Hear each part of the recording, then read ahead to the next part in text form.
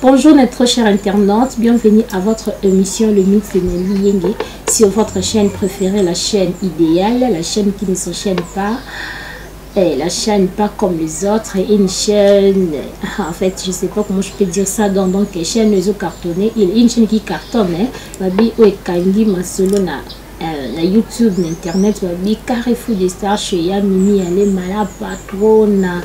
Et la patronne Mimi, j'en profite, Nabi Mbote Mingi face aux Ali Babi, la canadienne, la vraie canadienne attends. Bandeko Balandi Betou s'abonner vraiment dans notre chaîne Carrefour de Stars, la Pesibino Mbote Mingi. En tout cas, vos encouragements et ça rabiso bien, appel Nabino, surtout Bato Babé Nabiso pour féliciter Rabiso, la façon Nabiso à ça la musala et puis yo mutobe bien Rabatuka. Car pour na ofinga kabani wa benga pe moi muninga ta pona moi félicitations, hein, ça fait du bien quand même. Yo benga ka pour finga ya yo benga ka pour senga ba fota mitakala e yo linga mtakala mingi o moi ma be bon ote en tout cas la pesi bino mbote mingi na pesi mbote nanga ya Michel Mbaye babi yaya moko pas comme tous les yaya babi ye asolo la bien dans France nous sommes maboko na pesi mbote mingi ya Michel. En tout cas bandeko balandi le minute de yengelelo na plateau na biso to yambi donc mbomba.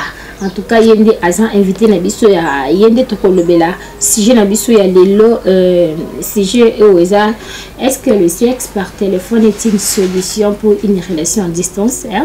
Directement c'est une question pour nous déjà. Ouais, merci de m'avoir accordé la parole. Le sexe par distance, donc le fait d'avoir une relation amoureuse avec quelqu'un dont tu n'es pas présent avec toi, il peut se retrouver donc c'est pas donc dans un endroit un peu éloigné de toi et de pouvoir faire l'amour par distance par téléphone, ce n'est pas vraiment une solution parce que tu connais pas encore l'état d'âme de moi. Je ne pense que c'est pas vraiment une solution. Ça va éviter à Utiwapi avant d'arranger nini.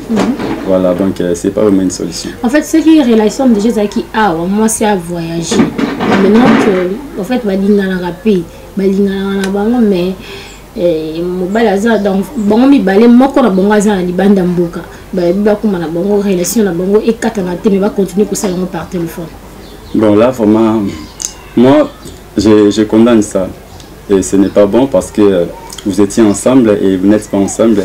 Moko ake musika yotikali et vous continuez ça là bolingo na téléphone, ça se fait pas. C'est comme si binomoro boza komi benge là-bas bilima baya na relation na bino, donc ce n'est pas une bonne idée.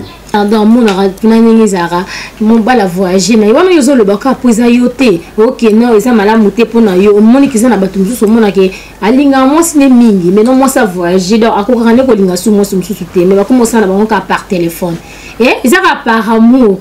C'est un cas par cas. Pour nous vraiment bon, n'habitez pas dans la école ça ne plus jamais. Parce que vous allez. On ne sait jamais, plus jamais. Ouais, parce que vous allez. On ne sait jamais, mais plus jamais. On ne sait jamais, mais plus jamais. Ouais, vous avez raison. Mais dans le temps que vous allez d'après Simon, donc vous allez dernier sur Sengela ou ça là mais. Et comme il y a qui musique. Pour mon salon à téléphone. Mais pour boyer ba na bino déjà. Ça na bino déjà physiquement. Mais est-ce que comme ça là on moralement. Pour on a ça là moralement non physiquement. Et beaucoup pour ça moralement donc au soulager ninga quoi mobile na yo donc kuna moyen tala kaka ndenge ça beau garder relation na bino même par distance. Bien sûr, mais on a pour n'anga ozelati au kendazoni parce que il a ce qu'ils a été. Nous sommes déjà dans mon an, nous sommes dans la salle, tu vois. Bon, ceux qui ont cocaté, c'est bon, ceux qui sont cocaté. On a eu ceux qui ont cocaté. Oui, arrive à rappeler au moins à mobile la semaine, ils ont cocaté, mais moi ça sont cocaté donc et je sais qu'à cabo ça la pour na bongo, ils ont appelé les sous-montés pour na bateau déjà ba yebana selon bango. Normalement. Pour na yo. Mais ils a bien été. Et ça vient te pour nanga donc on a condamné bateau nyonso basala ngo batika pour les habienter vous mieux oser là ninga so voyager à quel belate ozonga kaka tout na ko fuma derrière téléphone biso et na ko rappeler numéro benga biso na plus 243 090 11 80 905 plus 243 090 11 905 émission nabiso eza déjà au téléphone ouverte et si je nabiso exacaka on rappelle déjà si je nabiso si je ça qui est-ce que le sexe par téléphone est une solution pour garder une relation en distance. Le numéro nabiso eza plus 243 090 11 85 905 plus 243 090 85 905 et si je zakaka est-ce que le sexe par téléphone est une solution pour garder une relation en distance. Bandoko balandi bo pesa ba point de vue na bino ndenge ndeko na biso ana plateau zo pesa biso ndolo bi pona ye vraiment eza mabe voilà toujours recevoir appel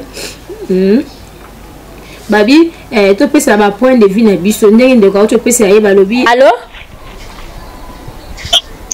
Allô? Allô? Allô, bonjour monsieur. Depuis quelle commune? Depuis quelle commune, s'il vous plaît? Commune de... Yagombe. Ah, commune... Commune en Gombe. Depuis la commune de... Ah, ok. Si j'en habite sur ESA, est-ce que le sexe est une solution pour garder une relation en distance? Point de vue, s'il vous plaît. Ah, oui, vraiment, n'a pas vraiment donc à distance, na téléphone vraiment et aussi mbaté. Ma songe n'a pas boulot à distance n'a pas nangé simbaté pour dans le côté zalato. Moi quand na bino à cause à l'année na ma kamne mususu à ça la mais la téléphone moi oyeba soki azotriche to aotriche mpe eza te donc nga vraiment na part na nga relation amoureuse ya distance na téléphone vraiment nazala vraiment na confiance nango te. Ok, merci beaucoup, Monsieur Jean à lobby depuis la commune de la Gombe. À lobby, hier, pena pour na relation en distance et que simbate parce que banambasi basara le kuta trop.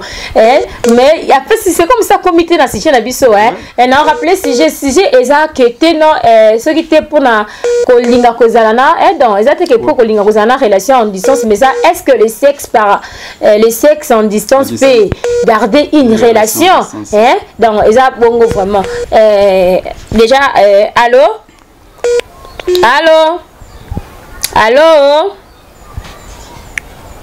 la personne est partie donc en fait n'habité ça bato mususu pe bazana bango mona ke non azani musika na mwasi mo bo musika ba vivre na bango mwasi to mobala va prendre soin na yo surtout mingi ya pona ba mibali ba mbali bazara to zo prendre soin ya mwasi o mona a olinga pete le kanande mona ba sha ba photo ouais moi aussi nana ami mo boye pe azala na un chéri n'aime pas bazalani na kini ko bika ndezalaka tellement que famille comment moi ko remarquer que bon balingana tellement makasi parents ya la fille ba se tinde na poto qui continue la ti alors tant que comme kuna c'est donc les années moi si mta ko makosenga eke ba ko makosala ba jara ba relation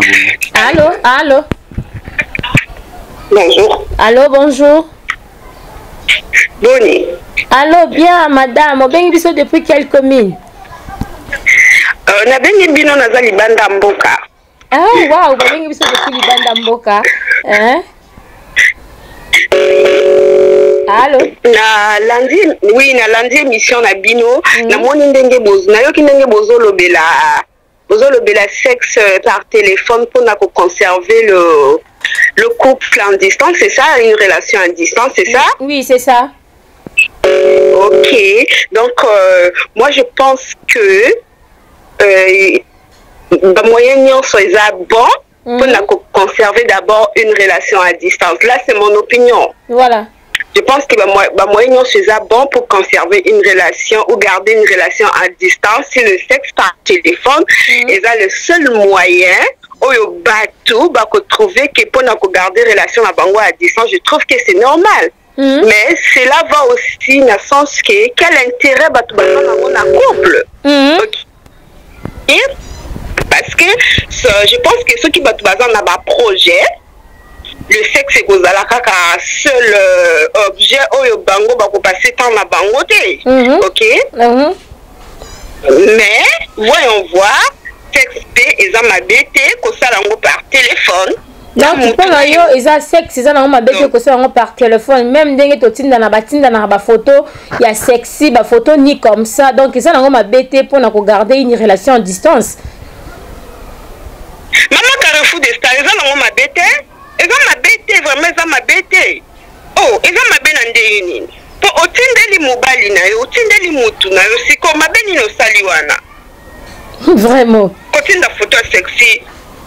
Kotinda photo sexy mabeza wapi? Mutu akangi photo na ye atindeli chérie na ye mabeza wapi?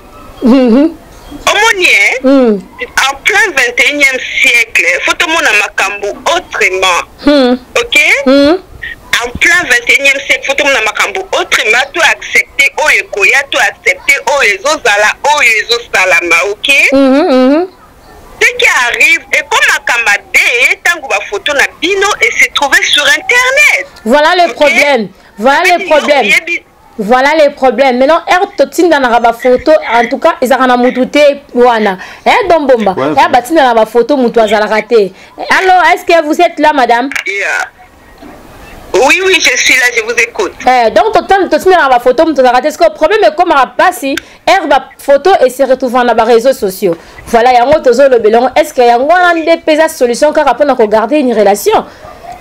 Mais ton dimi conséquence ou la photo ne comme à publier. Ma photo comme à publier. Ce qu'on lingi kozala en relation na voyou. Ce qu'on lingi kozala en relation na mutumabe. Parce que pour voir nos photos na yo otinda ngona pour d'abord être en relation avec une personne. Pour d'abord que ça soit une bonne personne. Une personne oyo azo rempli ba condition na yo. OK? Si je sais ou je découvre que tu ne remplis pas mes conditions, je ne vois pas pourquoi je vais continuer une relation avec toi. Même si mon bonheur dépendait de toi, je ne pense pas que je vais continuer parce que on va risquer. Que ça soit à côté à moi, c'est que ça soit à côté qui m'oublie. Dans l'ibali pop ma photo au monde en internet, le loming est à la non kaya basi, OK? Vous êtes d'accord avec moi? Ba photo auto monde en ming internet, ils ont encore ba photo à basi. Ça veut dire mibali na bon batia kango internet, mais mibali ngo bazala habanani. Mibali ngo bazala kabashida. Mibali ngo bazala ba gender. Mibali ngo bazala ba voyou. Mibali ngo bazala ba parce que moi je ne pense pas que un responsable tonton moko ya bien, a soit photo ya copine na ye atango na réseaux sociaux atakanda eleki. Donc en tout cas merci beaucoup madame. Atango na réseaux sociaux. Bon, si vous avez une photo dans les réseaux sociaux, c'est que Azam Moutoumate, et on a ça qui choisit bien.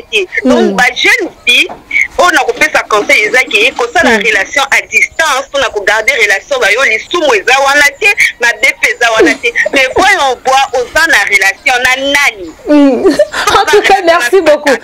En tout cas, merci beaucoup, merci beaucoup, madame. En tout cas, c'est très gentil, c'est gentil. Le message est passé. Bandeko Balandi, le ministre de Noélieng, besoin nakaka.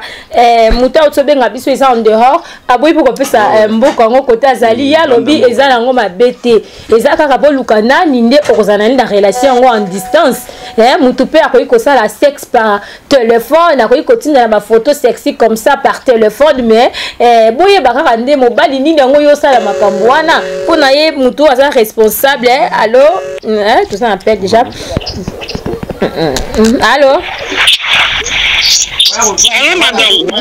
allô bonjour allô bonjour madame ben vous êtes depuis quelle commune?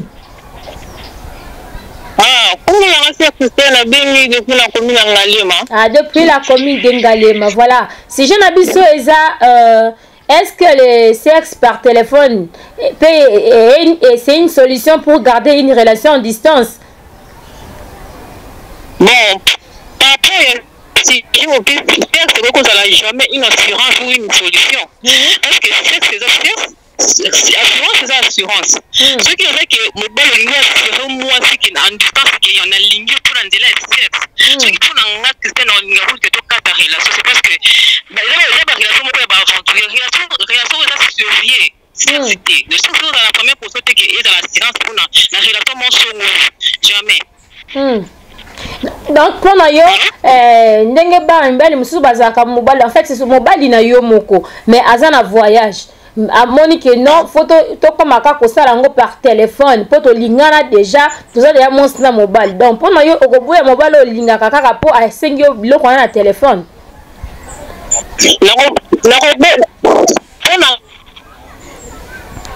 Allô?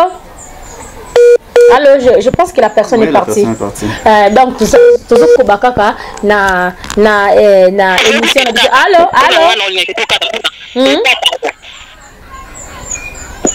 Ah oui, allô? Allô? Oui, allô? Allô? Allô, madame, on vous écoute. Oui, alors,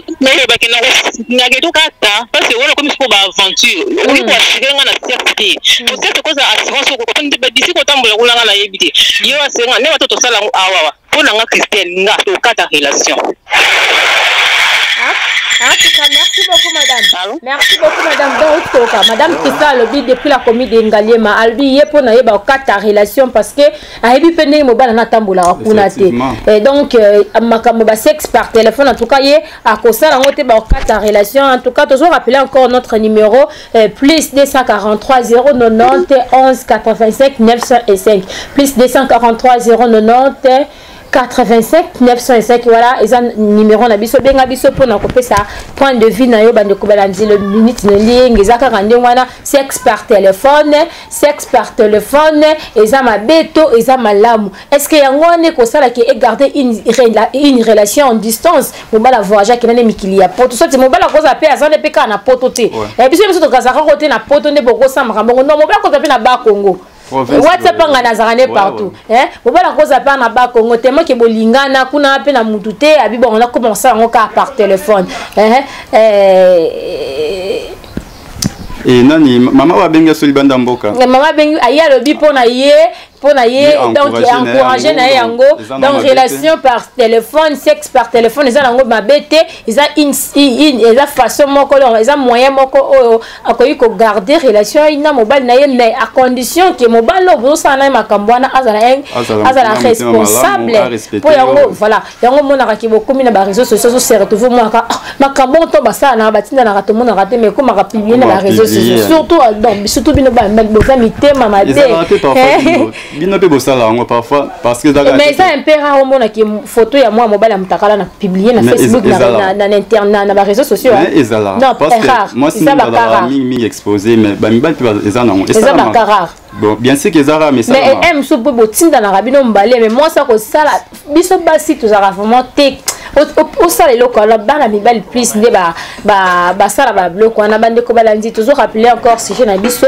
ezaka ka est-ce que le sexe par téléphone est une solution pour garder une relation en distance numéro 090 plus 243 parce que bato interne bato belé bon na biso même la ya poto ta mère au tubete benga biso malgré aboyi ko pesa combo à pays mais abengi biso libande ya mboka plus 243 090 11 85 905 toujours comme na suka ya émission na biso toujours zela ka ba point de vue na bino bande ko nga pe na point de vue na nga je pense que yo pose na point de vue na yo donc toujours comme na suka déjà ya émission na biso bande ko balandi donc pour na yo pour na point de vue na yo pour na ngai pour na point de vue na ngai ko sala bolingo par téléphone même si vous appelez simauté ou partenaire no adam sika bon ngai na condamnons totalement parce que les gens n'ont pas raison de solution de garder relation na bino et arriver à nango que aux hommes sika ngapi na zato parfois ku to benga na au moins ko benga moko ya un peu rare mais tant que naebi que na en confiance na partenaire na ngai naebi que même si to sala ngote ni mote to garder ka bonne relation mi pas bandi ba ko kama kambana to muno ko supporter bien sûr mais ceux qui na supporter pas ni moi ça supporter non ba mi bali awa ndi mingi to mona raté donc ça mon bali ko ça te fait bien si am so bomba yo o mi bombi yo mais mingi ba bandi ba ko kama kambana te mingi zaka pousser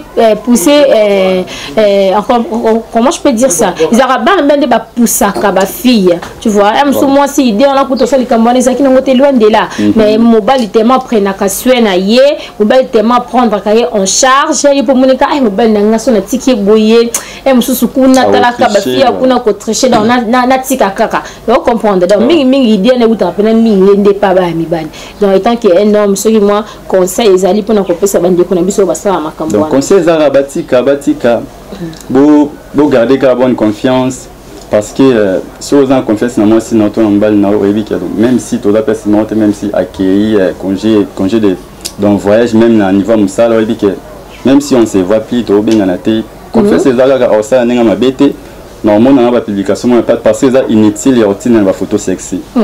Parfois internet il y a ils appellent ba craquer ou ba comment ça ba bloquer wana ba cause image na yo ba publier à la portée de tout le monde et ça bien te donc ngai interdire en ba tika ko ça la publication ba photo sexy. En tout cas wana eza point de vue ya don et pour na ye en tout cas pour na ye pour na ngati pour na maman ou tu benga na pototé pour na madame Christelle ou tu benga aujourd'hui dans la comédie Ngalema et l'autre là j'ai un peu oublié dans la comédie Bandalunga pour na bango en fait pour na yo pour na bango ba pesi ba point de vue na bango mais pour na nga na koloba boye total là non peu relation ni nyo oyo monsni mobali bazana ngo supposons que bazaki ba marié mobala qui déjà voyage ba miye bana déjà continue la moi si to mobali na yo ya libala photo sexy et ça te crime et ça non crime te ils ont noté que les policiers baillent au Kangayo mais eux to limite to ils ont pas to retenir ça que total la nos relations ni oyo ko se laisser faire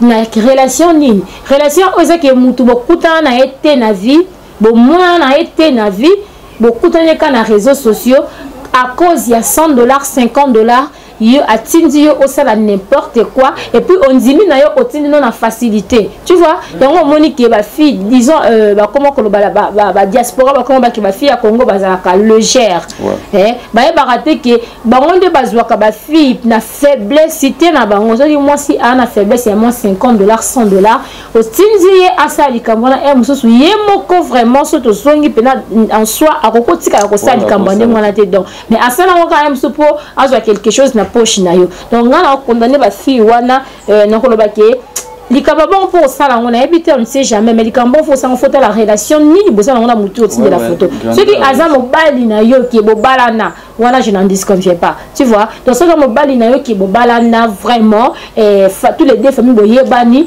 wana en fait ça peut se faire mais ce que c'est que mobali na yo ti bon mon parce que on sait que qui makangu qui copinage ou qui makangu ba on a lingala et donc sera likangu moko ozwano ka na internet ozwano ka na réseaux sociaux o éviter vini na menaruna parce que ba bibala poto ba esco ba lo kuta vraiment à cause akuna kaka na mwasi na ye ozomona oui akuna kaka na mwasi na yo asala ko kaka bo soko yo bandi ko tinda ka ba photo mukolo mwasi na ya komona ba photo na téléphone bandi ko balanzi le minute ne lienge j'espère que bo tuko ka ba point de vue à mutu nyoso ngana kotina na bindongo na bango te mutu to alobi oye alingi aloba to comme la suka ya mission na biso là je dis un grand merci à toi donc de vous répondre qui l'invitation na biso merci mingi na ya mimi ale mala patrona veut dire mon colo chaîne je dis un grand merci à mon vieux chéri babi les boss des boss $100 c'est quoi